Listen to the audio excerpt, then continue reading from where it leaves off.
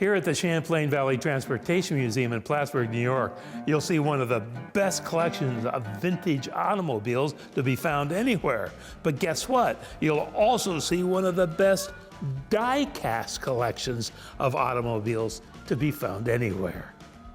Even in the winter months, when the place is closed, Dick keeps busy at the museum, tending to all its exhibits, including the contents of one special room that houses a portion of his personal collection of die-cast cars.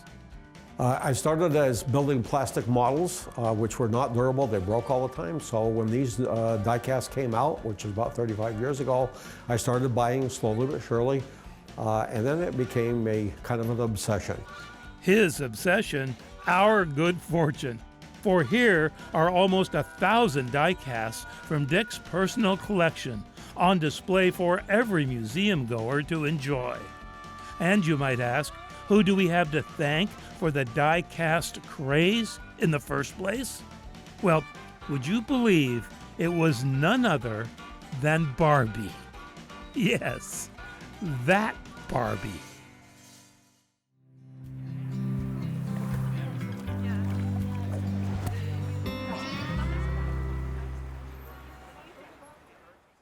People Near Here on Mountain Lake Journal is made possible through the support of the law firm of Stafford, Owens, Pillar, Murnane, Kelleher, and Trombley. In the die-cast room that we're looking at today, how many pieces? There probably are about 1,000, roughly 1,000. And out of that 1,000, how many belong to you personally? About 800. Wow, so you've been collecting die-cast your entire life? Yes, I have. The entrance to Dick's collection is announced in neon above the door, a gift to Dick from his friends at the museum.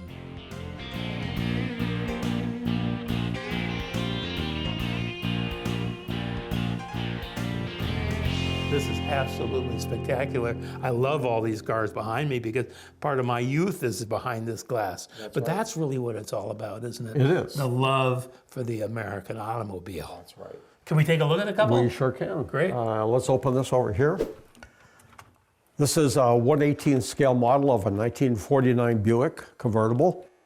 This is 1/18 scale die-cast. Beautiful details, lots of chrome like they were back in the day. When was that built? When was that made? These right here are late 80s to 90s. This is a current model that you can buy today. Derek, let me just set this down and I'll show it to you. The hood opens, revealing a detailed straight 8 engine. The doors open. As in the real car, also the trunk opens up. Wow, that is nice. What is this? This is the chassis of a 1931 Bugatti Royale. These were exclusive cars, only 8 built. This chassis is one of only 80 replicas that were built of this.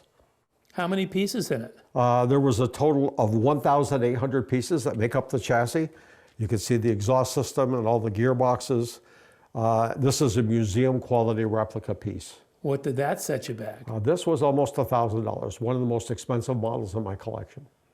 Now, if you're thinking it's just the classics that are available to the collector in die-cast, you'd be thinking like me, until Dick showed me this beauty.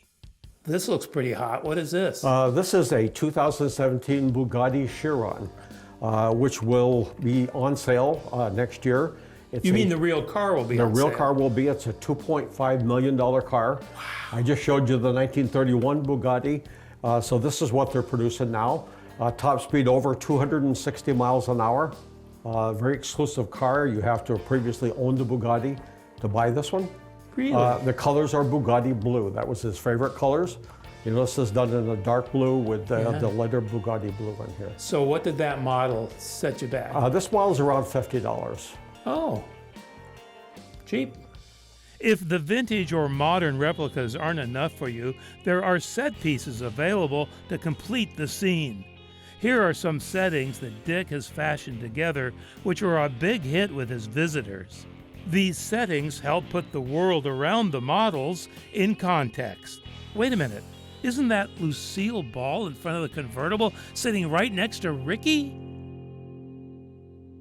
One of the great things about Dick's collection is that There's a car in here for everybody. Even if it was only your dream car, it's here. Here's my dream car. When I was in high school, 57 Chevy Bel Air. Wanted this car more than anything. Just looking at it evokes all kinds of great memories from the 1960s. Over here is a 1959 Olds 98. This is the car that my girlfriend had. And you can imagine what I lost in the back seat. Never forget it. That's okay, isn't it? Now, I mentioned earlier how some toy historians credit the Diecast car phenomenon to the Barbie doll.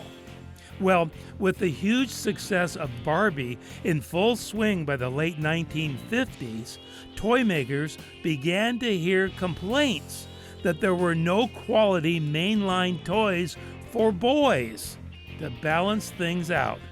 So they got to work, and the rest is history.